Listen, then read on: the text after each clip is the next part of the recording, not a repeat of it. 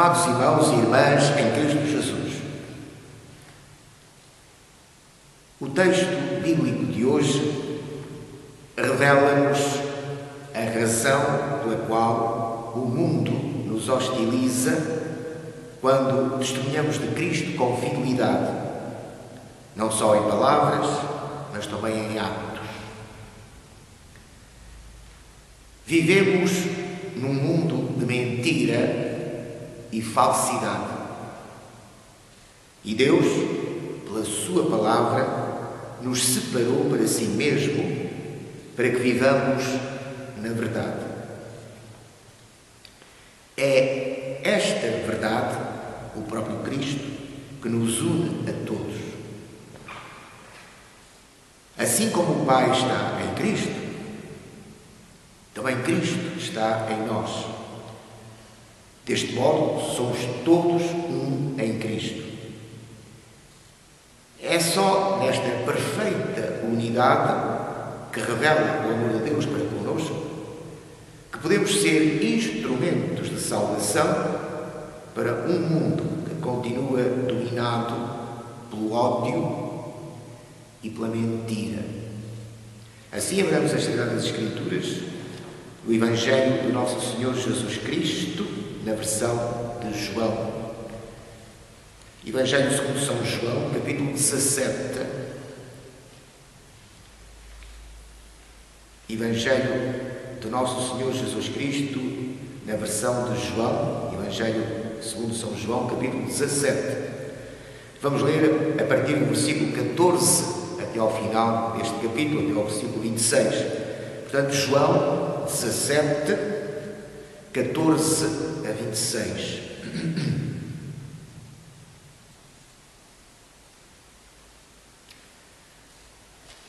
Dei-lhes a tua palavra, e o mundo os odiou, porque não são do mundo, assim como eu não sou do mundo.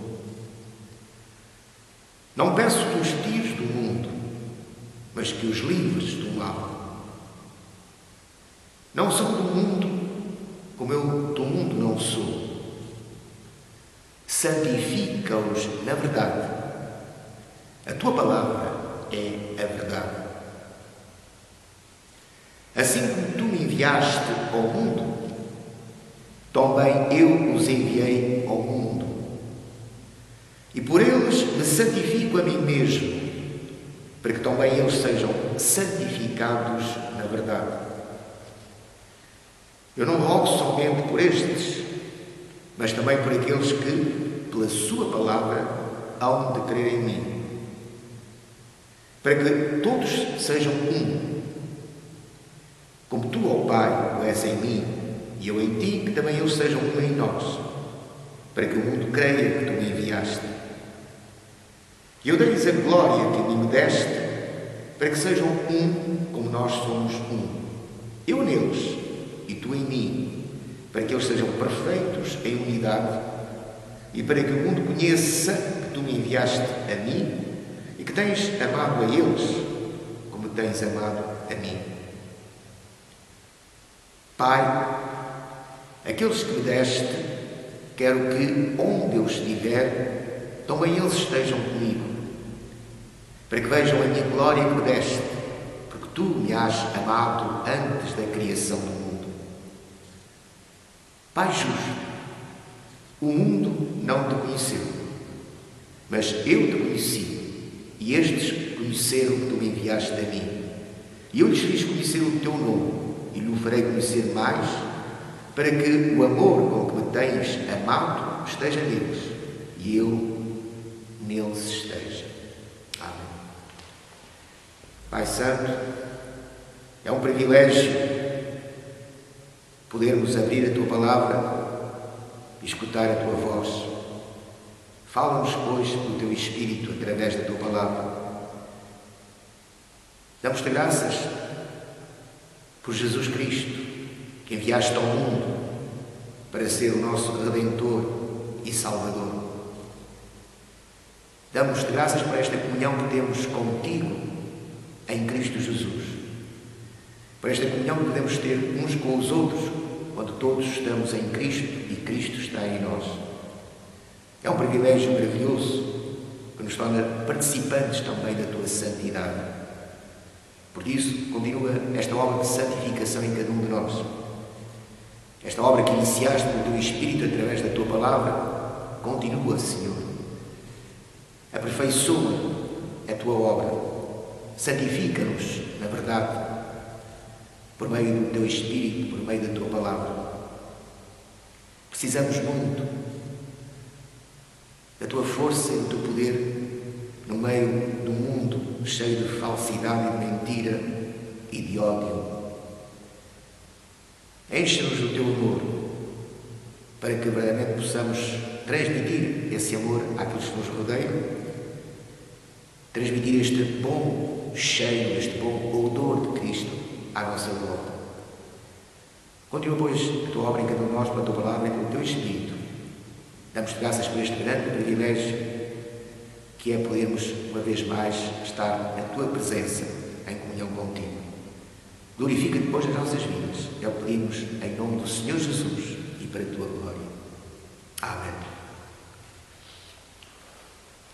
Para podermos compreender bem estas palavras do Senhor Jesus, ou para podermos penetrar mais profundamente nestas palavras do Senhor Jesus, vamos ler ainda alguns versículos deste capítulo 17. Dei-lhes a tua palavra. A quem é que o Senhor deu a palavra de Deus?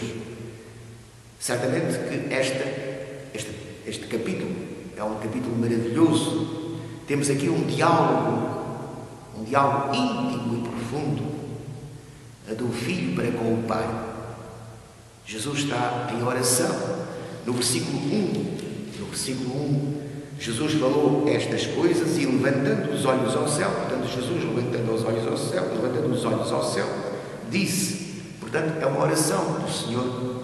Portanto, agora entramos nesta comunhão profunda, esta misteriosa e íntima comunhão do Filho com o Pai. Portanto, é de joelhos, devia ser de joelhos, se não fisicamente, pelo menos espiritualmente, de joelhos que devíamos meditar nestas palavras do Senhor Jesus, nesta oração do Senhor Jesus. Pai, é chegada a hora. Foi para esta hora que Ele veio ao mundo, para ser o sacrifício expiatório pelos nossos pecados, para verdadeiramente morrer em nosso lugar. Pai, é chegada a hora. E é nesta morte que o Filho glorifica o Pai. E também o Pai glorifica o Filho. Por isso, Pai, é chegada a hora. Glorifica a teu Filho, para que também o teu Filho te glorifique a ti. Jesus está, portanto, a pedir ao Pai a força de que carece como homem para beber o cálice que o Pai deu até à última gota, o que implica o sofrimento atroz e a morte na cruz. E depois, então, continua no versículo 2. Assim como lhe deste poder sobre toda a carne, portanto, sobre toda a humanidade, assim como lhe deste poder sobre toda a humanidade, para que dê a vida eterna a todos quantos lhe deste. E se esta oração revela uma relação profunda, misteriosa e íntima a do Filho com o Pai, temos também aqui esta relação também revela a relação, portanto, de um grande mistério de Deus. Aqueles que o Pai deu ao Filho. E vai ser uma tónica desta oração, esta revelação de que o Pai deu, no meio de toda a humanidade, o Pai deu alguns ao Filho. Assim como lhe deste poder sobre toda a humanidade, sobre toda a carne, para que dê a vida eterna não a toda a humanidade, reparem, para que dê a vida eterna não a toda a humanidade, mas a todos quantos lhe deste. A todos quantos o Pai deu. E depois, no versículo 6, continuamos a ver este mistério. Manifestei o teu nome aos homens que do mundo me deste. Notai? Jesus revelou o Evangelho a toda a criatura. Todos puderam escutar a sua mensagem. Mas a esmagadora maioria não compreendeu nem aceitou, rejeitou. Mas aqueles que o Pai deu, aceitaram. Foi a esses, de uma forma particular, que Jesus manifestou, revelou o nome. O nome é a própria pessoa. O nome é a própria pessoa. Quando Moisés quis saber o nome de Deus, qual é o teu nome? O Senhor disse, eu sou o que sou. Portanto, o nome de Deus é o próprio Deus. Revela quem é o próprio Deus. E foi essa revelação de Deus que Jesus manifestou aos homens, portanto, que do mundo me deste. E quem são estes homens que do mundo foram dados a Jesus? Para já, este grande mistério. Eram teus, portanto, desde a eternidade, eram de Deus. Por isso, o Senhor Jesus disse, a certa altura, quem é de Deus, escuta as palavras de Deus. Vós não escutais, porque não sois de Deus. Portanto, aqueles que o Pai deu ao Filho são de Deus, desde a eternidade. Eram teus e tu nos deste. E o sinal prático desta realidade é guardar a palavra de Deus. Aqueles que o Pai deu a Cristo, aqueles que são de Deus e que o Pai, sendo seus, deu a Cristo, guardam a palavra de Deus. Por isso, repetimos, o Senhor Jesus disse, quem é de Deus, escuta as palavras de Deus. Isso explicava a razão porque aqueles que estavam ouvindo não acreditavam, não queriam, porque não sois de Deus. Portanto, Jesus disse, manifestei o teu nome aos homens que do mundo me deste. Eram teus. E já vamos ver por que razão é que dizemos que eram de Deus desde a eternidade. Também encontramos essa realidade revelada nesta oração. Eram teus e tu nos deste. Portanto, aqueles que o Pai deu a Cristo são de Deus. E guardaram a tua palavra. Nunca esqueçamos. Aqueles que guardam a palavra de Deus, aqueles que ouvem a palavra de Deus e a guardam no coração, pondo-a em prática na sua vida, esses são de Deus. Aqueles que rejeitam o Evangelho, que rejeitam a Cristo, não são de Deus. E depois no versículo 9, novamente, eu rogo por eles. Não rogo pelo mundo, reparem, não rogo pelo mundo, mas por aqueles que deste, porque são teus. Portanto, Jesus vai interceder exclusivamente por aqueles que são de Deus e que foram dados a Cristo. Portanto, ele é claro que a sua intercessão, e portanto também, logicamente, a sua morte expiatória, que está intimamente ligada com a sua intercessão, não podemos separar a sua morte expiatória da sua intercessão, é, portanto, exclusivamente, tem como alvo exclusivamente aqueles que o Pai deu. Aqueles que de toda a humanidade, como diz o versículo 2, foram dados a Cristo para que nele tivessem a vida eterna. Portanto, eu rogo por eles, não rogo pelo mundo, mas por aqueles que me deste, porque são teus. E então podemos entrar no versículo 14, podemos entrar no texto que lemos. Portanto, a estes que o Pai me deu, dei-lhes a tua palavra. Portanto, dei-lhes a tua palavra. E o mundo os aborreceu ou odiou. Algumas traduções dizem que o mundo os aborreceu. Mas, literalmente, a palavra grega usada por João significa odiar. Portanto, talvez de uma forma mais literal, mais de acordo com o texto grego, o texto na língua original, o texto grego, a tradução mais, digamos, correta, mais literal é: dei-lhes a tua palavra e o mundo os odiou, porque não são do mundo, assim como eu não sou do mundo. Aqui, o mundo é a humanidade decaída, a humanidade no pecado, sob o domínio do pecado. Aquela humanidade que foi fruto da queda dos nossos primeiros pais. Essa queda, portanto, levou a uma corrupção total da natureza humana, a um mundo corrupto, degradado, cheio de ódio, de falsidade e de mentira. Grande parte, esse mundo foi destruído parcialmente no dilúvio, mas depois a própria descendência de Noé revelou ainda essa realidade tremenda na vida dos homens, que é o seu pecado, a sua natureza pecaminosa. Portanto, o mundo significa, a humanidade decaída no pecado. Dei-lhes a tua palavra e, portanto, o mundo os odiou. Já vamos ver por que razão é que o mundo odeia aqueles que são de Cristo, aqueles que são de Deus. Porque não são do mundo, como eu não sou do mundo. É esta identificação com Cristo. Reparem que é esta identificação com Cristo que leva o mundo a odiar-nos, a aborrecer-nos.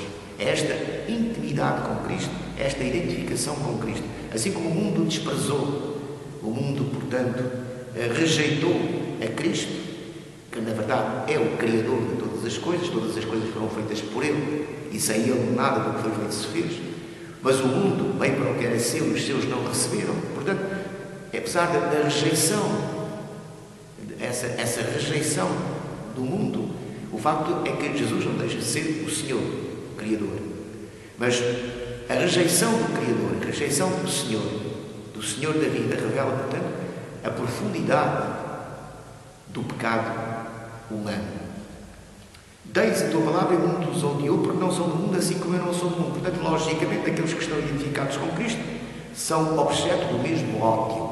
O mundo odeia Cristo, já vamos ver também porquê. O mundo odeia Cristo e odeia aqueles que estão em Cristo e que se identificam com Cristo. Não peço que os tires do mundo, mas que os livres do mal. Nós temos uma função no mundo. Embora o mundo nos odeie, nós não podemos sair do mundo. E o Senhor Jesus roga ao Pai que nos livre do mal. Estando no mundo, que nos livre do mal. Que nos dê a força e o poder para vencer o mal. O mal que não só existe à nossa volta, mas que existe ainda na nossa carne, que está sujeita ao pecado ainda. Portanto, agora somos uma nova criação em Cristo, estamos identificados com Cristo, mas ainda vivemos num mundo pecaminoso e estamos sujeitos à tentação do inimigo e aos desejos da própria carne, às tentações da carne. E só Deus nos pode dar a vitória, nos pode livrar do mal. E acho que faz parte da oração que o Senhor Jesus ensinou aos seus discípulos: livra-nos do mal. Portanto, para pedirmos ao Senhor que nos livre de todo o mal. Portanto, o Senhor Jesus disse, agora roga também ao Pai que nos livre do mal. Não são do mundo, reparem, a ênfase, não são do mundo como eu do mundo não sou. Portanto, trata-se de uma identificação com Cristo. E depois vem o segredo: santifica-os na verdade. Santifica-os na verdade. Ou seja, o mundo vive na mentira, no erro, na falsidade. E Deus nos separa. Santificar significa separar-se. Santificação é separação. Separação do pecado, separação da mentira. Ou seja, mas é a palavra de Deus que nos vai separar. Reparem, santifica-os na verdade. A tua palavra é a verdade. No mundo de mentira e de falsidade, a palavra de Deus é a verdade. E quando a palavra de Deus ecoa no nosso coração, na nossa mente, quando o Espírito Santo nos ilumina por meio da sua palavra, então nós somos separados, somos libertados do poder da mentira, do poder do pecado.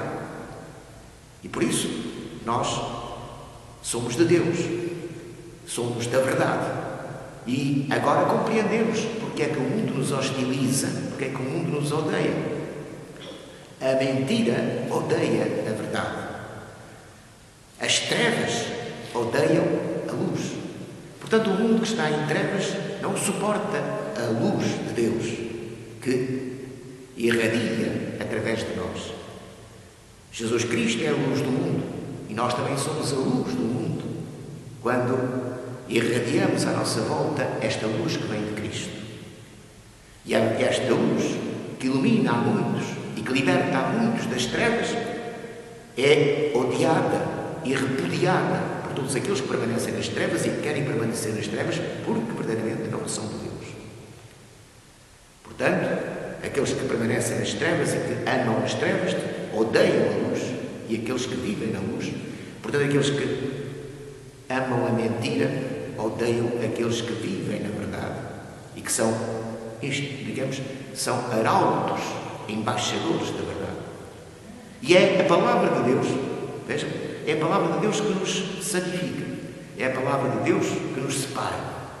Portanto, é importante que a palavra de Deus esteja no nosso coração e na nossa mente, para que o Espírito Santo nos possa guiar no caminho da verdade, no caminho da obediência a Deus, no caminho da comunhão com Deus, no caminho da identificação com Cristo. O próprio Jesus é o caminho. O próprio Jesus é a verdade. Portanto, esta verdade nos identifica com Cristo. Nos revela o caminho eterno, a vida que vale a pena ser vivida porque se projeta na eternidade. E então, o Senhor Jesus diz: santifica-os na verdade. A tua palavra é a verdade. A palavra de Deus é a verdade. Toda ela é verdadeira. E foi esta palavra que nos separou do mundo e que leva o mundo a odiar-nos. Por isso, Jesus disse: dei-lhes a tua palavra, que nos santificou, que nos separou, e o mundo os odiou, porque depois de separados não somos do mundo. Estamos identificados com Cristo, não somos do mundo, como o Senhor não é do mundo. E depois, a razão porque o Senhor Jesus pediu ao Pai, ou afirmou que não queria que o Pai nos tirasse do mundo, porque o próprio Jesus nos enviou ao mundo. Reparem, assim como tu me enviaste ao mundo, também eu os enviei ao mundo. Assim como Deus enviou o seu Filho ao mundo para, digamos, revelar toda a grandeza e a glória do Pai, também Cristo nos envia ao mundo para sermos testemunhas de Cristo. Como o Filho foi a testemunha fiel e verdadeira de Deus, o Filho veio ao mundo para ser essa testemunha fiel e verdadeira de Deus, também agora Cristo nos envia ao mundo para sermos testemunhas fiéis e verdadeiras dele, do Filho. Assim como tu me enviaste ao mundo, também eu os enviei ao mundo. E agora, um segredo muito importante que nos revela Jesus na sua oração para com o Pai, nos dá este privilégio de podermos escutar as suas palavras e este diálogo com o Pai. Aliás, esta oração, de verdade, de facto não é um diálogo. Esta oração com o Pai, este monólogo de Jesus para com o Pai, o Senhor diz: e por eles me santifico a mim mesmo. Reparem, é por nós que Jesus se santifica a si mesmo, para que também eles sejam santificados na verdade. Já temos dito muitas vezes que é a santidade de Cristo que nos santifica. Ou seja, nós somos santos em Cristo, porque Deus nos reveste da santidade de Cristo. E esta santidade de Cristo foi alcançada por Jesus, o homem, na sua perfeita obediência ao Pai, em toda a sua peregrinação terrena. Deus exige na sua lei esta santificação perfeita, ou seja, uma obediência perfeita ao Pai, uma perfeita obediência a Deus. É o que a lei exige. A lei revela a santidade de Deus. E o que é que a lei diz? Faz isto e viverás. Ou seja, a lei exige que sejamos santos porque Deus é santo. E que haja uma identificação. Portanto, nós estamos identificados com Deus na santidade. Ora, o pecado não permite essa realidade nas nossas vidas. E, portanto, estamos sempre separados de Deus. Estamos sempre perdidos.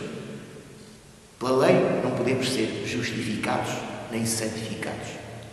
Pela lei não podemos ter comunhão com Deus. A lei revela precisamente o nosso pecado, a impossibilidade total, a incapacidade total de podermos fazer aquilo que Deus exige e, portanto, sermos santos, como Ele requer que sejamos. E digamos, a norma, o padrão, é a sua própria santidade. Então, Deus enviou o seu Filho ao mundo, que se fez homem na pessoa de Jesus. E agora, Jesus, que em si mesmo, como homem e Deus, que é 100% homem, 100% Deus, Jesus é santo, plenamente santo. E toda a sua vida de obediência ao Pai revela essa santidade. Mas Jesus diz que Ele veio para cumprir a lei, para alcançar, para se santificar a si mesmo. Ou seja, Ele não precisava de se santificar a si mesmo, porque Ele é santo. O Pai, o Filho e o Espírito Santo são santos. Portanto, santo, santo, santo é Deus. Pai, Filho e Espírito Santo. Portanto, Jesus, como Cristo eterno, é santo em si mesmo. Não precisa de se santificar a si mesmo. Por que razão é que Jesus se santifica a si mesmo? Porque é com esta santidade alcançada por Jesus na sua peregrinação terrena como homem, é nesta santidade que nós somos santificados. Portanto, Jesus diz: e por eles me santifico a mim mesmo. Ou seja, toda a vida da obediência ao Pai, todo este alcançar da santificação que Deus exige de todo o homem, porque Deus criou o homem à sua imagem e semelhança, e o homem criado por Deus era santo. Foi por si mesmo que ele caiu dessa santidade e se tornou pecador. Mas a lei de Deus não muda, e as exigências de Deus não mudam. Aquilo que Deus exigia a Adão e Eva antes da queda é aquilo que Deus exige, continua a exigir ao homem. Mas depois da queda, a natureza humana ficou totalmente corrompida, como já dissemos, incapaz de obedecer perfeitamente a Deus como obedecia antes. Desde que transgrediu, desde que deu ouvidos a Satanás, desde que Satanás introduziu no homem o veneno da serpente, o veneno mortal da serpente, desde esse momento o homem morreu, caiu, ficou separado de Deus e totalmente incapaz de obedecer a Deus, de viver para Deus. A lei vai revelar essa incapacidade, mas vai revelar também que a santidade de Deus e as exigências de Deus não mudam. Agora Deus envia Jesus como homem, o seu Filho eterno, como homem, para, como homem, alcançar em lugar do homem a santificação. Ou seja, numa perfeita obediência ao Pai em todos os momentos da sua vida, nesta peregrinação terrena até à morte de cruz, Jesus obedeceu perfeitamente ao Pai, santificou-se a si mesmo. Não para si mesmo, mas para que também eles sejam santificados na verdade. Ou seja, para que nós sejamos santificados na verdade, Jesus se santificou a si mesmo, porque é com esta santidade de Jesus que Deus nos santifica.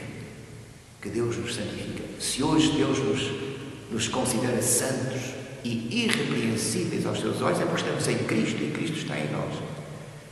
Porque Ele vê em nós não o nosso pecado, que ainda existe, infelizmente, na nossa carne, mas esse pecado já foi levado por Cristo sobre si na cruz, mas vê a santidade do seu Filho, a justiça do seu Filho, e nos revela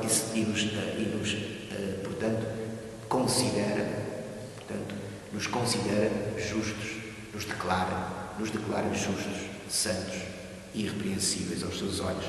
Portanto, por eles me santifico a mim mesmo, para que também eles sejam santificados na verdade. Eu não rogo somente por estes. Louvado seja o nosso Deus. Jesus não estava a rogar apenas por aqueles que naquele momento estavam a escutar esta oração e que eram os seus discípulos, e não apenas os 12, não apenas aqueles que estavam que o seguiam, enfim, mais intimamente, mas todos aqueles, toda aquela multidão que ainda era uma multidão que o seguia. Jesus diz: não rogo somente por estes, mas também por aqueles que pela sua palavra hão de crer em mim. Ou seja, Jesus está a rogar por todos nós, por todos aqueles que ao longo dos séculos, através da pregação do Evangelho, através do testemunho daqueles que são de Deus, daqueles que são discípulos de Cristo, ao longo dos séculos, em todos os séculos, há discípulos de Cristo. E estes discípulos de Cristo transmitem o Evangelho, transmitem os ensinos de Cristo. Quem são os discípulos de Cristo ao longo dos séculos? São aqueles que são fiéis aos ensinos de Cristo, que transmitem com fidelidade os ensinos de Cristo, que obedecem aos ensinos de Cristo. Esses são os verdadeiros discípulos de Cristo. E através do seu testemunho, através da mensagem, enfim, do Evangelho, muitos e muitos aceitam essa mensagem, creem em Cristo e, portanto, tornam-se participantes desta comunhão, desta santificação e desta comunhão com Cristo. E por isso, é por eles também, é por nós também que Jesus está intercedendo, não só por aqueles que naquela geração, naquele momento, estavam, portanto, a seguir a Cristo, mas por todos aqueles que ao longo dos séculos iam ouvir a mensagem do Evangelho e crer nessa mensagem, não logo somente por estes, mas também por aqueles que pela sua palavra, o Evangelho, hão de crer em mim. Portanto, Jesus está a orar por todos os seus discípulos ao longo dos séculos. E depois, para que todos sejam um. Reparem, vamos ver, fala-se muito, tem-se falado muito sempre da unidade cristã. Mas qual é o fundamento? Quais são as características desta unidade cristã? Há muita falsa unidade. Há muito falso ecumenismo. Para já, não é, como vamos ver, uma unidade institucional. Mas é uma unidade de um outro nível, a um outro nível. Vamos ver. Características desta unidade cristã, a unidade que Cristo pediu ao Pai que existisse em todos aqueles que são dele. Reparem, eu não rogo somente por estes, mas também por aqueles que pela sua palavra hão de crer em mim, para que todos sejam um. Primeiramente, esta unidade não se circunscreve apenas a uma geração, a um século. Mas o que Jesus está a pedir ao Pai é que ao longo dos séculos, todos aqueles que vão ser discípulos de Cristo sejam um. O que é que isto significa? Significa que só podemos encontrar a unidade cristã na identificação com os ensinos de Cristo. Ou seja, esta união é uma união na verdade, não e nunca no erro ou na falsidade. Não importa dizermos que somos cristãos. Estamos ou não estamos a seguir os ensinos de Cristo? Estamos ou não estamos a ser, digamos, discípulos de Cristo, ou seja, seguindo os ensinos do Mestre? E só aqueles que seguem os ensinos do Mestre, que amam o Mestre, é que verdadeiramente estão unidos neste amor, unidos nesta comunhão com Cristo. E isto implica que a unidade da Igreja seja uma unidade que tem de se refletir em todos os séculos. Por outras palavras, não há unidade cristã apenas num século restrito. Não basta apenas que, suponhamos, no século XXI, todos os cristãos estejam unidos. É necessário que todos os cristãos que estejam unidos no século XXI estejam também unidos com todos os restantes cristãos ao longo dos séculos, desde que Cristo subiu aos céus. Ou seja, esta unidade cristã implica fidelidade à verdade, fidelidade ao Evangelho. E só nesta fidelidade ao Evangelho, nesta comunhão na verdade, é que há comunhão entre todos. Ou seja, todos aqueles que estão na verdade, todos aqueles que estão em Cristo, estão unidos em Cristo, estão unidos na verdade. Mas estamos unidos com todos aqueles que já partiram para a glória, com todos aqueles que antes de nós foram testemunhas de Cristo. Por isso, aos Hebreus, o autor da carta aos Hebreus diz que estamos rodeados de uma tão grande nuvem de testemunhas. É um incentivo para o nosso testemunho, esta grande nuvem de testemunhas que nos antecedeu. Há uma grande nuvem de testemunhas que nos antecedeu na fé. E a comunhão cristã implica uma comunhão com todas estas testemunhas de Deus. estas testemunhas da verdade. Portanto, não podemos ficar apenas a pensar numa unidade no nosso tempo. Se queremos a unidade que Cristo quer, temos que não só ver se estamos todos unidos, mas se todos que estamos unidos também com todos aqueles que nos antecederam e que foram fiéis testemunhas de Cristo.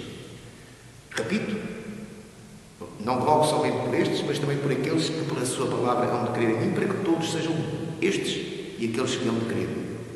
E depois, esta unidade, vamos ver, tem uma característica muito importante. Não é uma unidade institucional de uma instituição. É uma unidade espiritual. Na verdade, só Deus conhece aqueles que são seus.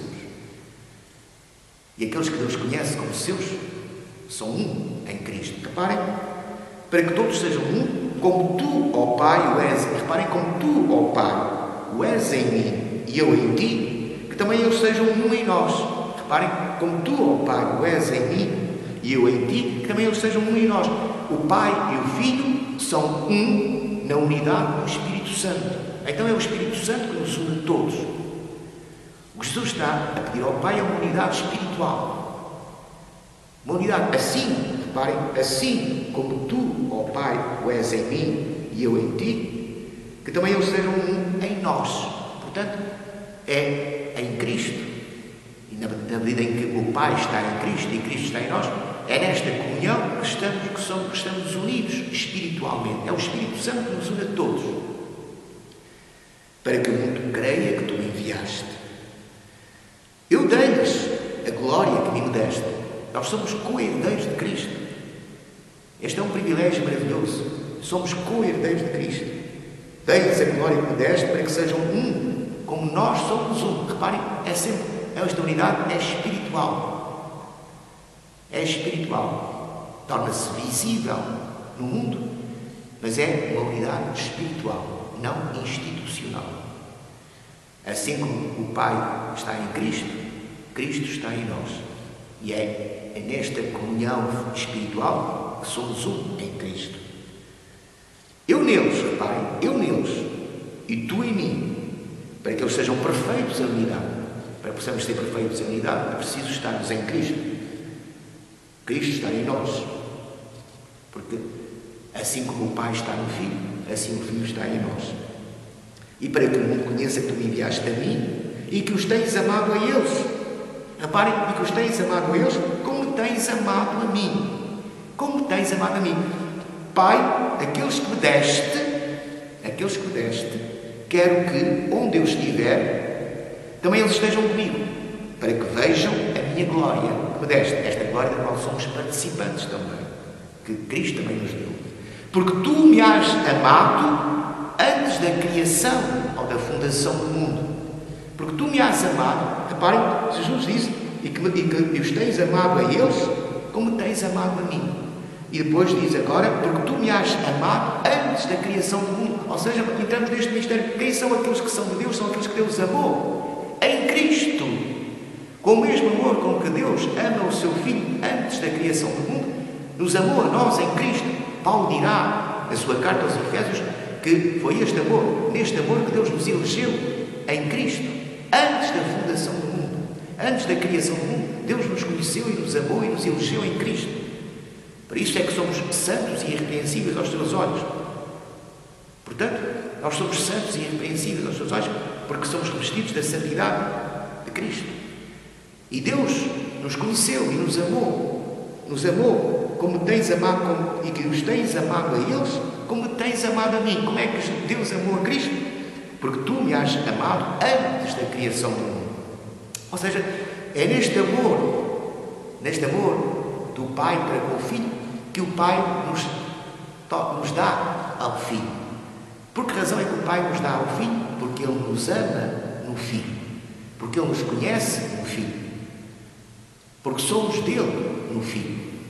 E, portanto, antes da criação do mundo, Deus ama o Filho e lhe dá um povo que Ele também ama. Homens e mulheres que Ele ama com amor eterno.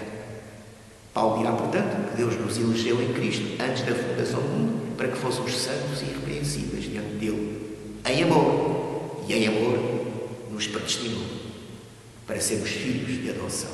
Portanto, reparem, Pai, aqueles que me deste, quero que onde eu estiver, também eles estejam comigo, para que vejam a minha glória que me deste, da qual Cristo nos torna participantes, porque tu me has amado antes da criação do mundo.